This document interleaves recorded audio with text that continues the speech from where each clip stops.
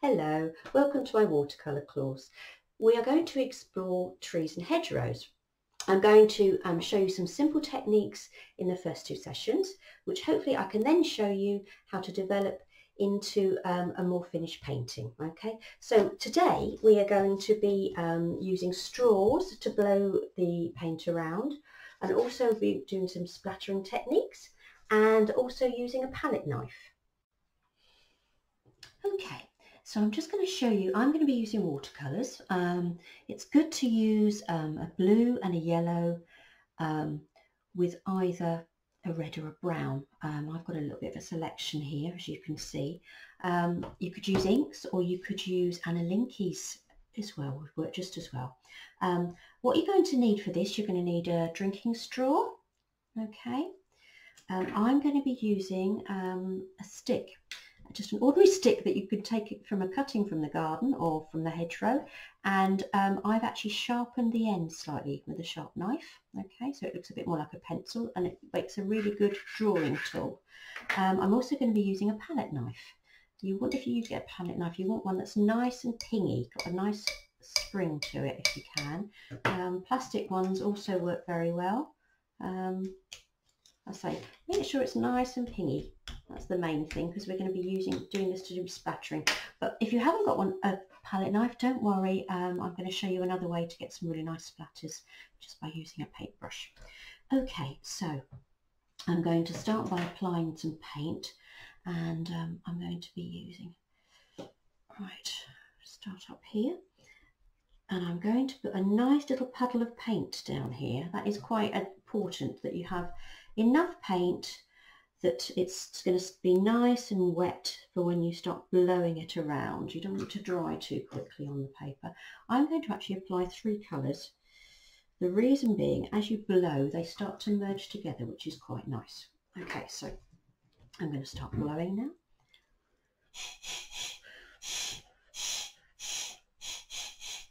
If you turn your paper round, you get to blow from the side.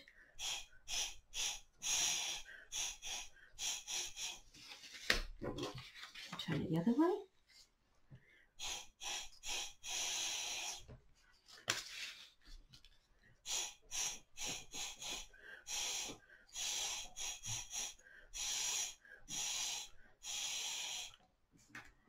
You can also use your pointy sort of sharpened stick at this stage while the paint's still wet.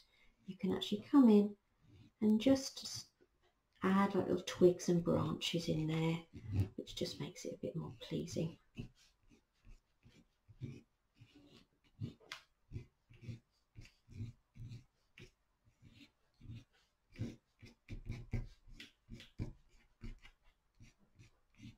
It's quite nicely, as you can see. All right, so that's exercise number 1.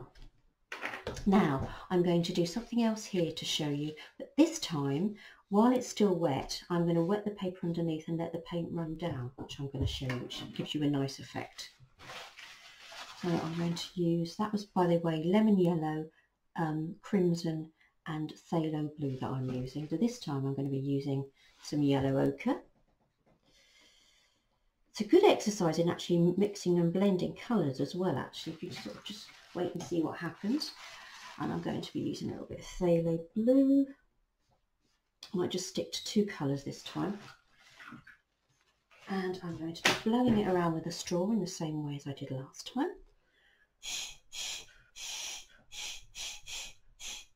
Just going to say, some people struggle to blow. If you struggle and you can't get it to start, if you actually do a few little lines while the paint's wet and then blow, the paint should follow the lines that you've already made.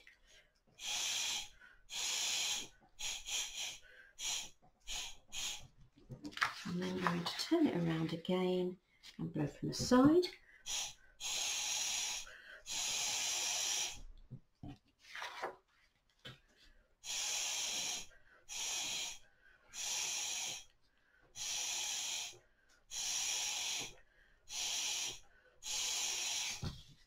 And using my stick again, I'm just going to do a few little twiddly bits coming up.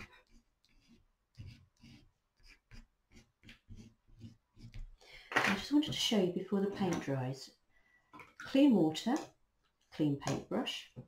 If you wet down here somewhere, away from the paint, and then touch the paint, I'm just going to show you. Where you touch the paint, it will run into the water and it will create quite a nice effect.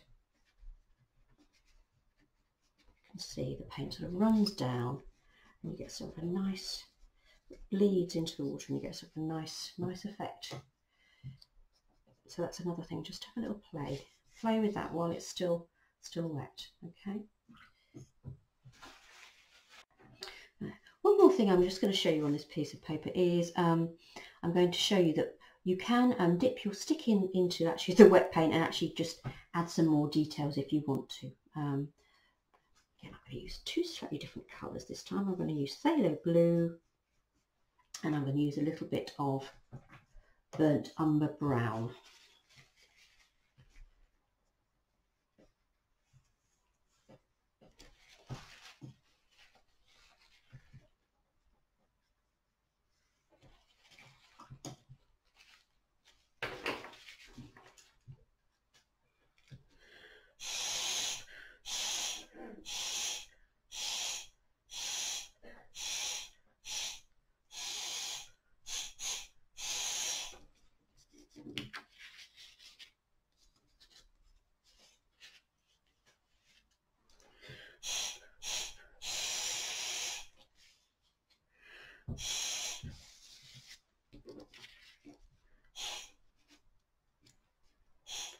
And I'm just going to show you again, I'm going to, while the paint's wet,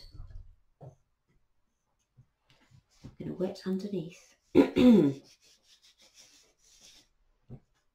I'm just going to go and touch the paint and allow it to flow down into the water.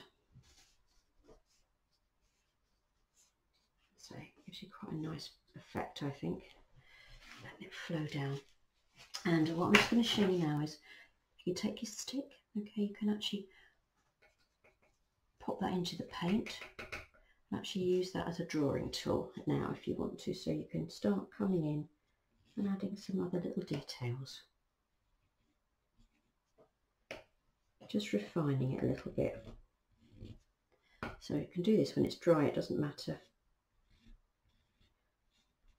So I'm just going to make these look a little bit more like little saplings in a hedgerow.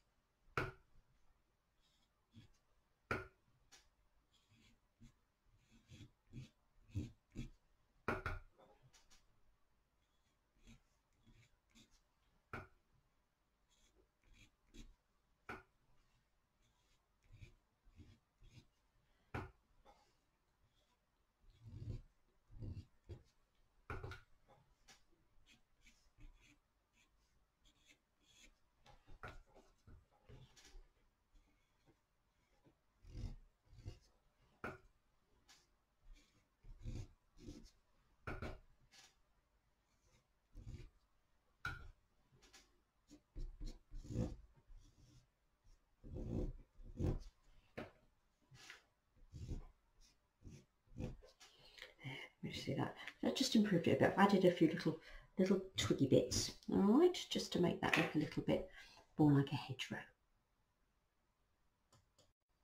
Okay, now I'm going to show you how to make sort of a grassy bank. Okay, and I'm going to show you that if you score the paper while the paint is wet, you will get a dark mark. And if you score the paper when the paint is starting to dry, you get a lighter mark, actually, which can be quite effective. Okay, it just shows you there. You get some nice light marks. Okay, so put those to one side and I will show you how to do that now.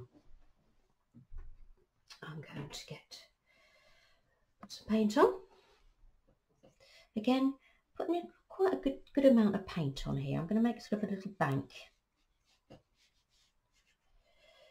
Some blue mixed in here. And what I'm going to do is, taking my brush, I'm just going to dry that off a little bit. And I'm just going to take brush, do some little flicks with the brush. Flick, flick, flick. And I'm letting the blue and the yellow merge, obviously to get different shades of green, which is quite nice. You can play with the colours you use and see what effects you can get. There we are. I'm just doing that. Dab. There we are. And what I can do is, while the paint is wet, I'm going to use my stick here. I'm actually just gonna starting to dry actually. There we are. You should see I'm getting some dark marks. Hopefully you can see that.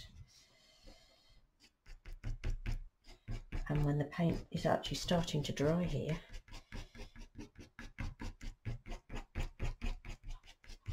getting some light marks appearing.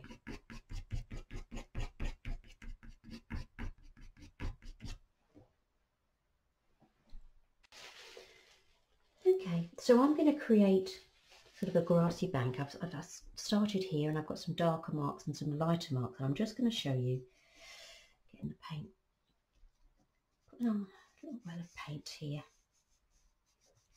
So I'm going to do one and show you how, hopefully, that when the paint is still wet, if you work into it, you will get some nice dark marks appearing. First of all, I'm just taking my brush and I'm just going to do some flicky flicky marks. Flick, flick, flick. Try to do them different shapes and sizes, different angles, otherwise it'll end up looking a little bit like a picket fence, which is not what you want. Flick, flick, flick. There you go. And then what I'm going to do, while the paint is wet, just taking my stick, you could use and pressing fairly hard into the paper, sort of drawing on top of the wet paint, and hopefully you can see, I'll hold this a bit closer to the camera so you hopefully you can see that the paint has seeped into where I've scored the paper, and I've got sort of some darker marks. Can you see? Which works quite well. Now on the next one I'll do that again, but this time I'm going to let it dry slightly, and hopefully I'll show you how to get lighter marks. Okay, so do something similar. Using slightly lemon yellow this time, and I will use some brown, and I'm going to do some flick flick flicks.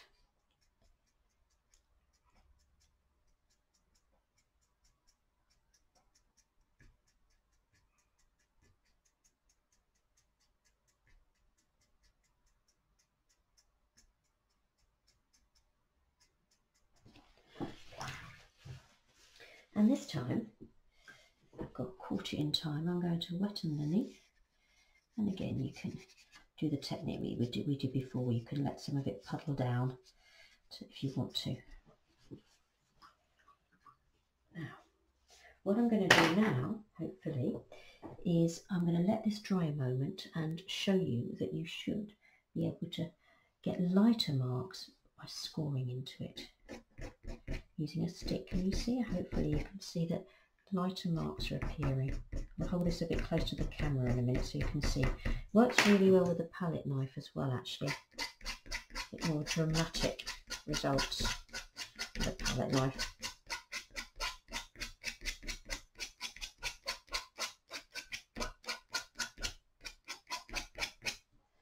And hopefully you can see that I've got some lighter marks appearing, which is quite effective.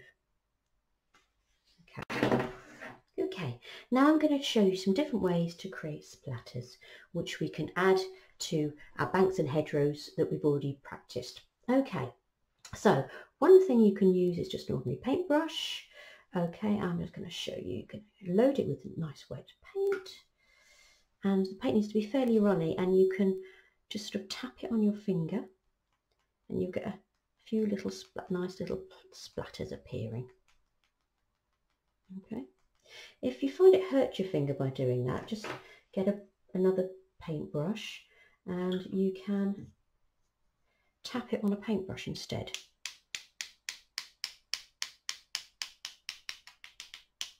Okay, The other thing you can do with your brush is loaded with paint is you can sort of flick it like this, flick, flick, flick, and you get longer, you find you get longer splatters with little sort of tails on them, which are quite nice. I think they're quite fun. Okay, or you can use a palette knife.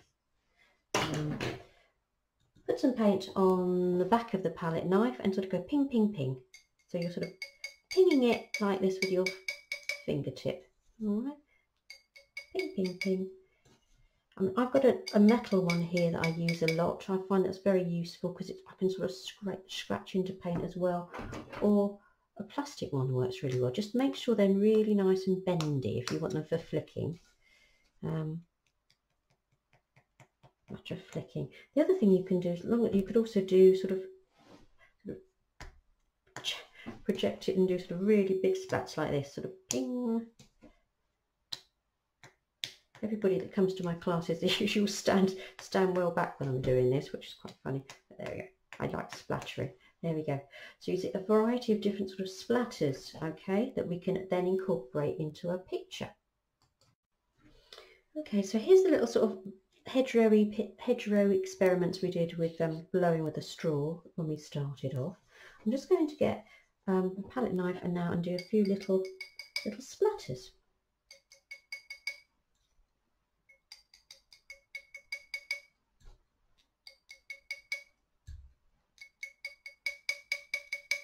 So we're going to get a paintbrush and do some slightly bigger splatters up here. Okay.